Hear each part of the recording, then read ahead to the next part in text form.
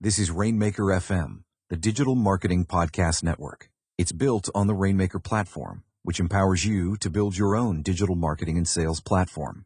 Start your free 14-day trial at rainmakerplatform.com.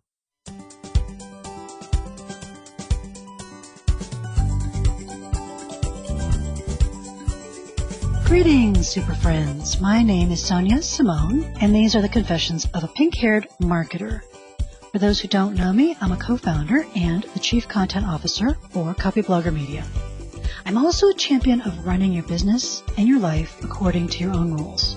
As long as you don't lie and you don't hurt people, this podcast is your official pink permission slip to run your business or your career exactly the way you think you should. And I am really delighted today. I have a friend with me, Annie Hyman-Pratt. Annie, good talking with you today. Great to be here. Annie is somebody, she's in a business owners group with me, and she's one of those people who has a lot of expertise and a lot of real world experience without necessarily a big platform or, a best-selling business book to share with you. And I am doing my best to nag Annie to get those in place, but it may take a while. She's the CEO of Impact Entrepreneur, that's IMPAQ Entrepreneur, and they specialize in business execution and rapid culture change for fast-growing entrepreneurial companies. And she offers something special because unlike the sort of run-of-the-mill business advice giver, she has been there. She has been in the trenches leading a company through amazing twists and turns. And in fact, I would love it, Annie, if you could talk a little bit about that, about your experience with Coffee Bean and Tea Leaf, because it's a pretty cool story. Yeah, sure. I'd be happy to. Yeah, Coffee Bean and Tea Leaf. My parents started it in the 60s, and all during the 60s and 70s and a lot of the 80s, we sold mostly just pounds of coffee. The cups hadn't kicked in. But then during the 90s, late 80s and early 90s, the beverage revolution hit. Right. And we were really well positioned to take advantage of that. So at that time, I came back to my family business. I was in my early 20s and started to grow the business like crazy. When I came back, we had about 7 stores and each doing pretty low volume. And over 7 years, we grew it to more than 70 stores worldwide with some overseas licensing. And each of those stores had grown so much in volume. Yeah. And then it was a really good time we got an offer from one of our overseas licensees, and we ended up selling the business at that time, which was a very opportunistic move. And that, that growth period was so fun, but also fraught with all kinds of change and pain and all kinds of things that we had to handle as we were going along. Yeah, and I think that just gives you a perspective I think very few people have, because you've been the leader of a little company and you've been the leader of a big company and you've been a leader of a company in like multiple kinds of transition. Yeah. So that's, and navigating all those kind of twists and turns is something you have given me some great advice on, given friends of ours some great advice on. So I'm going to jump into a couple of questions, starting with your thing. The way that I view your thing is really about creating business cultures that work better because they're more adaptable. Yeah. They adapt to these stresses and pressures. Is there a key difference that you have seen between a company that can adapt to chaotic change or pressure and the ones that get stuck and start to sink? Yes. There's a few things that I think make a really, really big difference. And I'm glad you shared that I really like to work in the real world. And one of the things about working in the real world is working with real human beings, like how human beings operate. Right. And so that's something to keep in mind as I share this next part. That is that it used to be that companies with super sharp leaders at the top, they could utilize a lot of authority and control and have what's known as cascading accountability. So very much top down, people just take direction from whoever is above them and do what they're told. And as long as you do that, it'll work out. But today, change is so rapid, like change in the external environment. Things change so fast that It's a top-down approach, a controlling approach is too slow. It's just too slow. So we really need people at every level, not just leaders, but really everybody at every level to be able to know exactly what they're going for and to be able to take action in direction of the result, to basically take actions consistent with results. And we need to do that through an environment that's all about alignment, agreement, and accountability, and developing basically collective behaviors that facilitate that culture. Yeah, and there's so much to unpack there. So we're going to unpack a little bit today. Sure. Great. Yeah. And we'll come back and talk a little bit more about some of those things. Before we dive into specifics, it's probably my own baggage, because anybody who listens to this podcast knows I have baggage about the corporate world. But it strikes me that a lot of leadership and a lot of business culture is pretty horrible. Like just a lot of companies don't work well.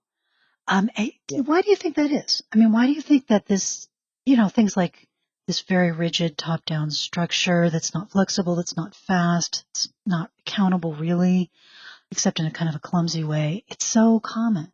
Yeah, it is. And the cultures, right, the cultures that I see that are so awful, so to speak, are the ones that where people get pretty entrenched in victim behaviors.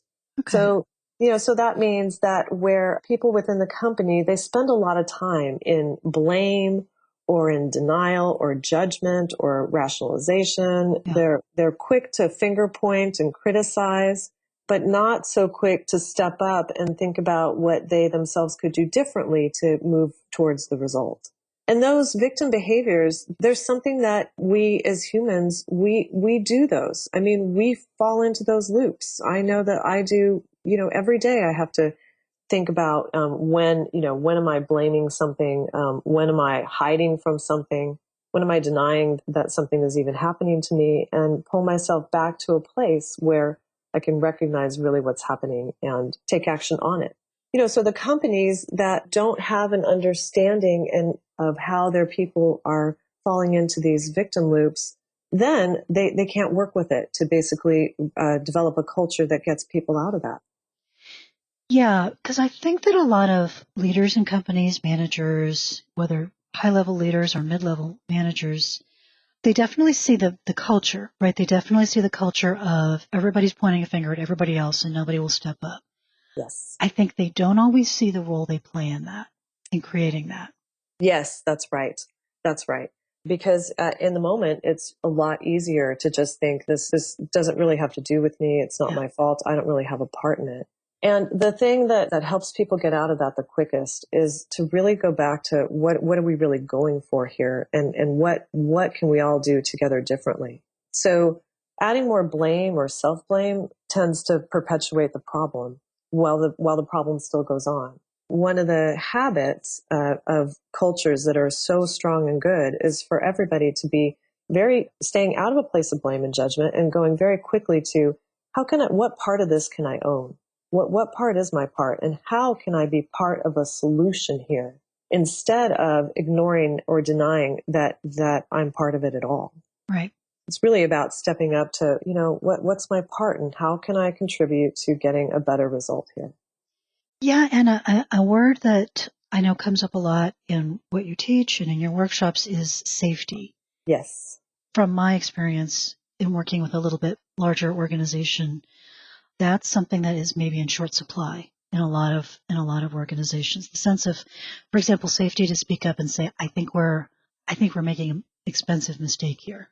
Yes. Yeah. Yes, exactly. And that's basically safe to risk, right? Right. Safe to go ahead and speak up when you see something that doesn't seem like it's working well or should be happening. It's safe to go ahead and suggest new ways of doing things or solutions that might be better. Safety, one of the things about safety is that it's not the same as comfort. Right. So what safety really means is safe to be uncomfortable and to risk and try something different. So that could mean risk being more transparent. It could mean risk trying a new behavior that maybe you aren't sure if it's going to work out or not. It's safe to take a political risk and speak up in a situation that might in the past have been a little bit less safe. That's what we mean when we say safety. Yeah, it's such a key idea. And I read a lot of business books, and I don't see that spoken to as often as I think it should be. Yes, I agree. And unfortunately, I sometimes also see it spoken about when it's framed in a way where safety is providing comfort, actually not about providing an environment where people are safe to try something different. In fact, I love Simon Sinek's work, but he has a video out now that's all about safety. And he talks a lot about having people be very safe in their jobs, like safe that they have a job. And the thing about that is that it's the external environment keeps changing, and people really know when things are going on that is going to put their job at risk, when things have to reorganize in a way that is very uncertain about the outcome. So the kind of safety that we can provide it can't be like a false safety, right? It can't be a safety that ignores reality. What it is a safety to confront the truth and be able to risk in it, to be able to try something different and risk in a way where people are safe from blame, criticism, judgment, all those kinds of things that tend to have put people right back down into the victim loop, right?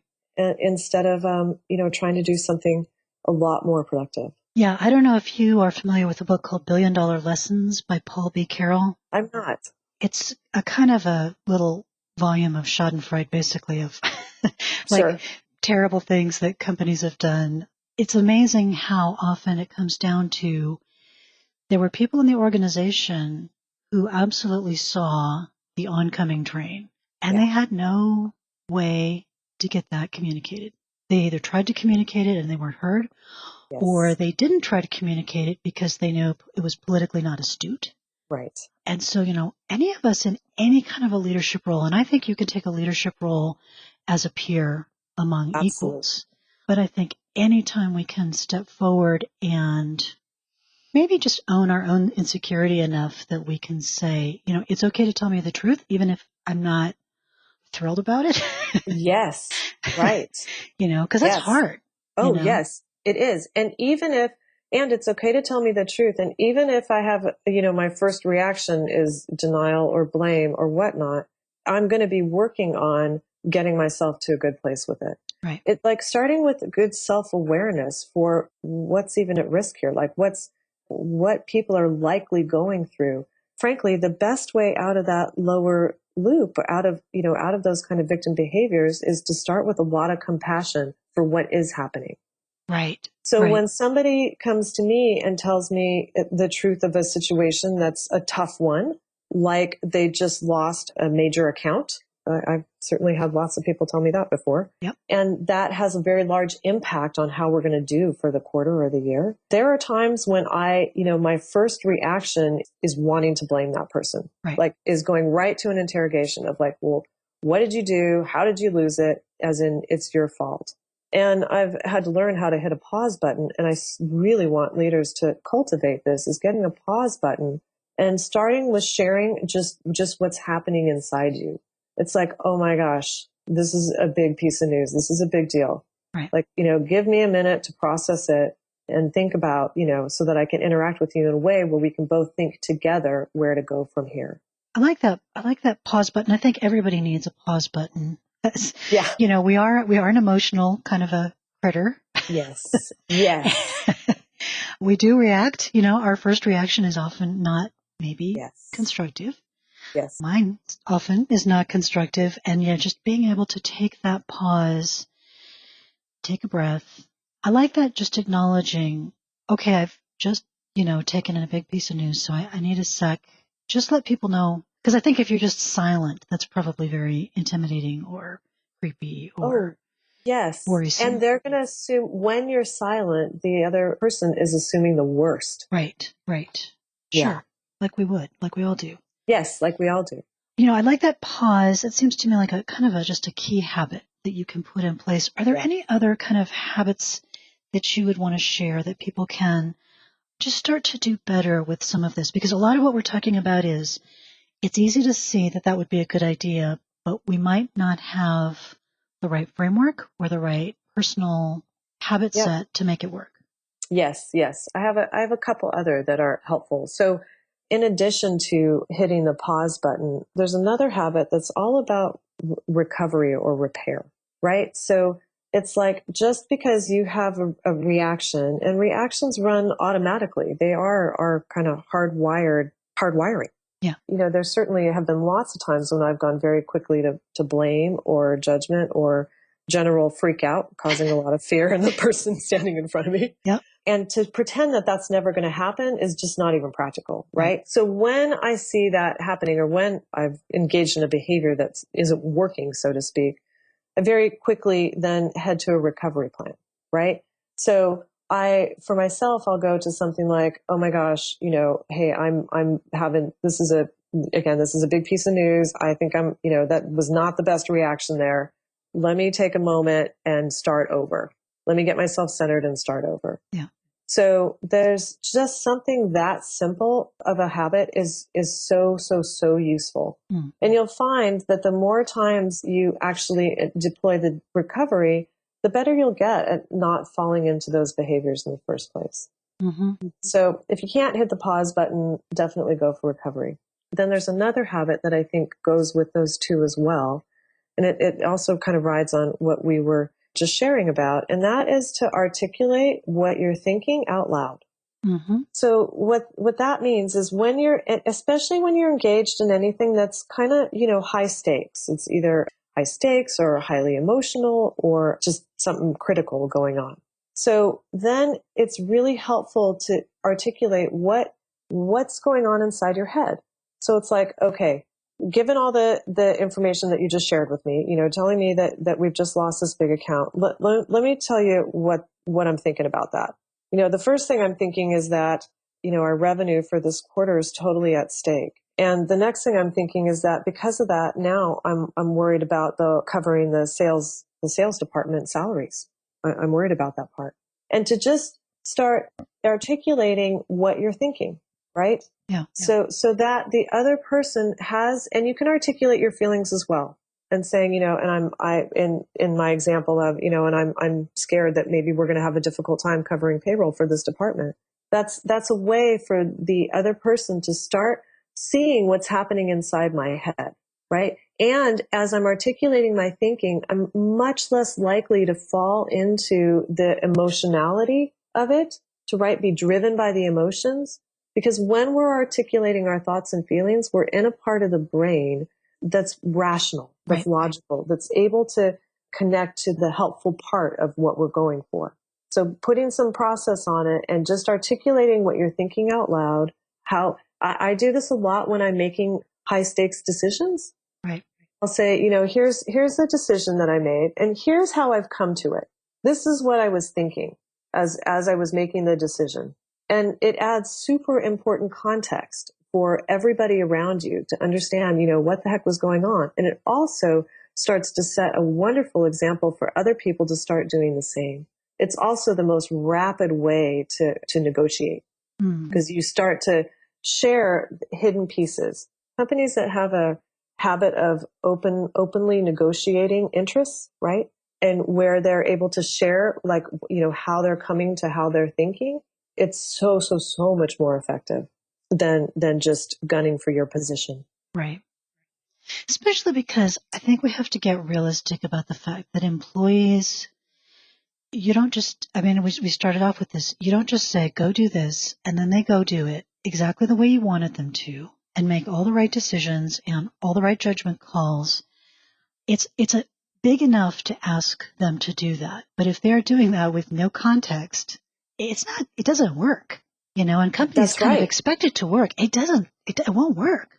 Right. It doesn't work. Context is everything these days. The outside environment shifts so fast. The more people need context so that they can be good decision makers in the moment. That's what makes the difference between a great company and a so-so company. Right. Is when people are confronted with challenges and they can actually make good decisions in the moment. Right. But to do that, they've got to have context, because you can't think up every circumstance that they're going to be in. And so sharing what you're thinking and how you've come to your decisions or how you've gotten there, it's one of the quickest ways to teach people, to give them so much more context about how how your part is. And then they're going to do the same with you. Right. And you're going to hear so many things that you had no idea of were happening at a level, or how, with things that impact a decision that you had no idea about. Yeah. No, I've really, really seen that, where the C-level of the organization is really struggling with some very difficult scenarios. They're not sharing what's going on, so their employees are all in a state of permanent panic. Yes. And so they're not doing a good job. Yes. Because that's not how to get the best out of people. And the stories the employees are telling in their heads are probably worse. I mean, oh, they're 10 times worse. Yeah, the reality was tough, but it wasn't as bad as these stories. But then on top of that, there were great solutions available on the front line that never made their way up. Yes. Because the employees didn't have that habit of letting their managers and even on up to the C-level know the real context of what was really going on. And there were solutions there that just weren't able to be seen because these practices. So because I want to stress to people, I think that your approach could sound, and it may be the thing that you're talking about in the Simon Sinek piece, it can be soft or fluffy or kumbaya, or, yeah, this is great if you've just taken like $50 million in venture capital and you don't know what to spend it on. Sure. And I want to stress that these are important habits and frameworks and structures for very pragmatic, tough situations. This is not just like a nice to have, fluffy Easter bunny kind of way to run your business. Yes, absolutely. One of the things about this approach that I think is so different than an autocratic approach is that in this kind of approach where people are involved, people are, they're accountable at all levels to take action that's consistent with the results. When you have that kind of environment, you can be much more non-negotiable about the outcome.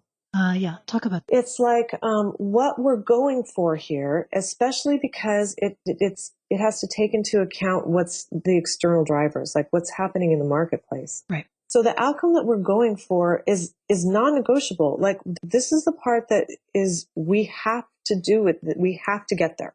Right. How we get there is negotiable, and that's where we need everybody's help. Yeah.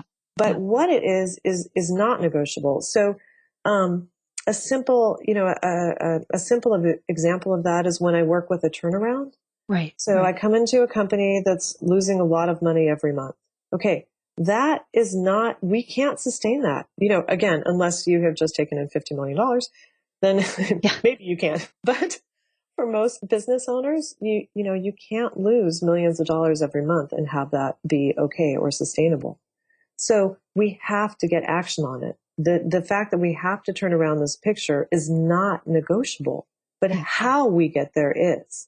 And that's the part where we need everybody's involvement so that the fastest, best, and most efficient solutions surface the easiest.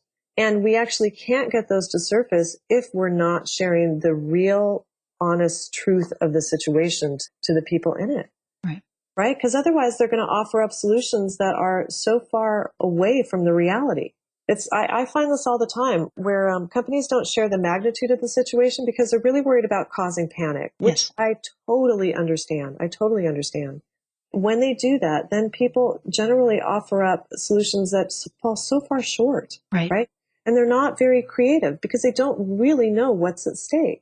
But when you share the real truth and share such a strong intention of how we're planning on dealing with this and how we're going to keep you involved, then people have enough safety, again, not comfort, but enough safety to offer up real solutions that even include them making sacrifices. Right.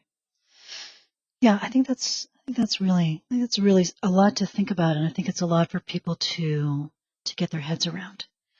I'm going to pause here and just remind people that the Confessions of a Pink-Haired Marketer are brought to you this week by Authority Rainmaker, a carefully designed live educational experience that presents a complete online marketing strategy to make your business and your marketing work.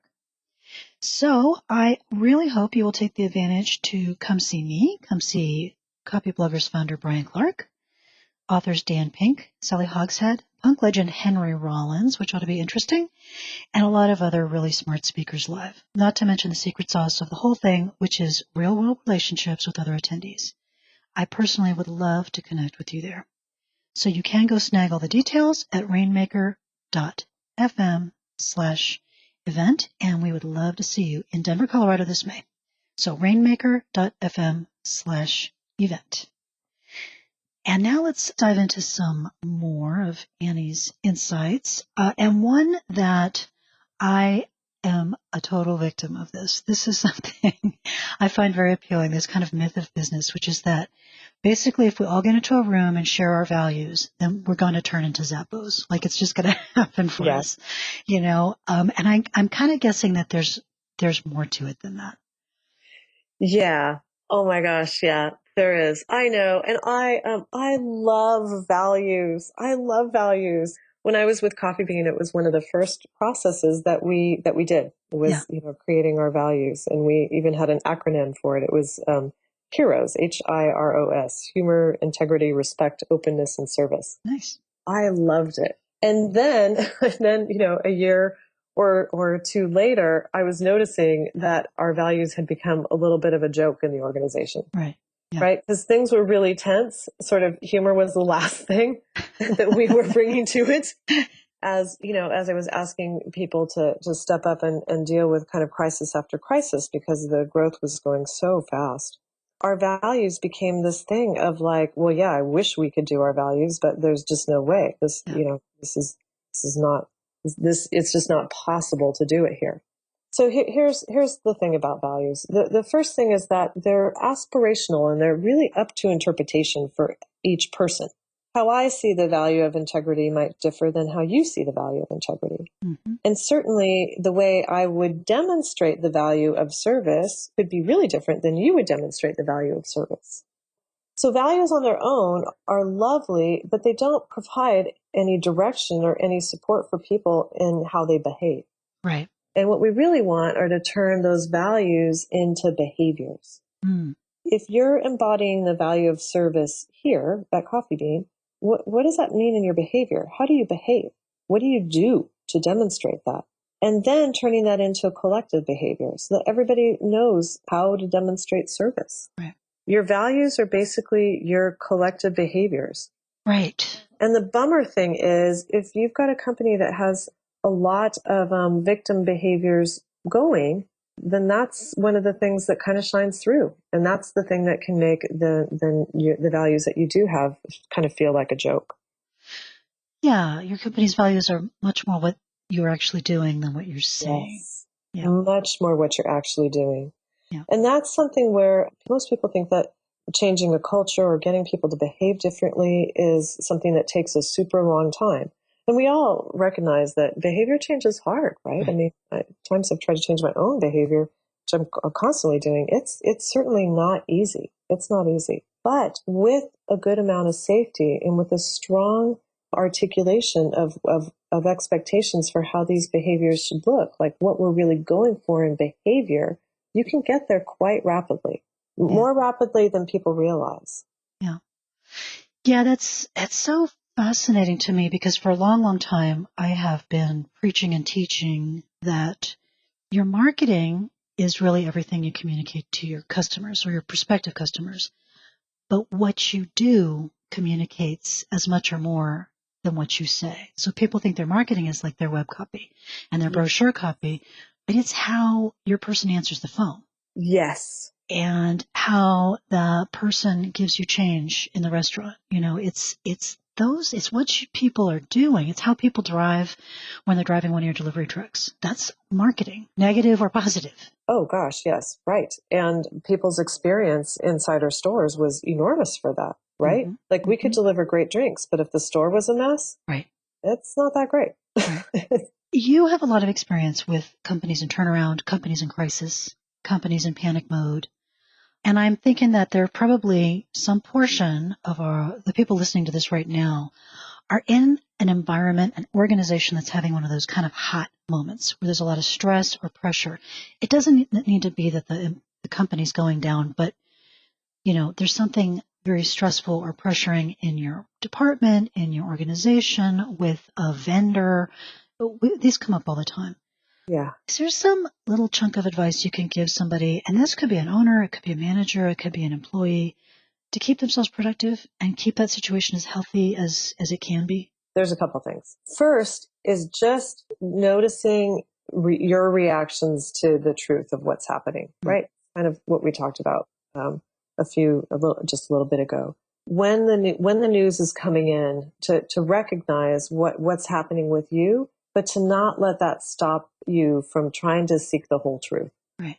Trying to just get the whole truth of the situation. And then the next thing is from there is to really try to understand what's important and focus on the outcome that you're going for. Right. That will really help keep you and everybody around you out of blame, criticism, judgment, denial, all of that. It will really, and no matter what level, where you are in the organization, you will be a huge support. If you can keep helping to surface the truth and then helping keep people focused on the outcome that they're going for. If I could come into a company that was struggling with a really difficult situation, those would be the first two things that I'm always looking to do, always looking to help them. Nice. Yeah. All right. Well, there's a lot more we could talk about, but I'm going to cut it off here for a couple of reasons. One is I would like Annie to come back and talk to us again. So if you would like Annie to come back and talk to us again, leave a comment and let us know. If you are listening to this on iTunes, you can bop over to pinkhairedmarketer.fm. That's where you find the show, where you can leave a comment and just let us know, what would you like to hear more about? What are some of the problems, challenges, stuck spots that you would like her to help out with? You can also connect with Annie at impactentrepreneur.com. I will, of course, leave that link in the show notes, but it's Impact is IMPAQ and then entrepreneur.com. And it's all one word, no hyphens or spaces or anything. And of course, your ratings and your reviews on iTunes are very welcome and they are very helpful. So thank you for everyone who has left a review and a star rating. And if you feel moved to do that, I would encourage you to go do that. I just want to thank you. I always get so much out of talking with you, and I'm really appreciative of the time you've taken today. Yeah, thank you. I get so much out of it too. Thank you so much. Oh, fun. So thank you, everyone. This is Sonia Simone with The Confessions of a Pink-Haired Marketer. Take care, everybody.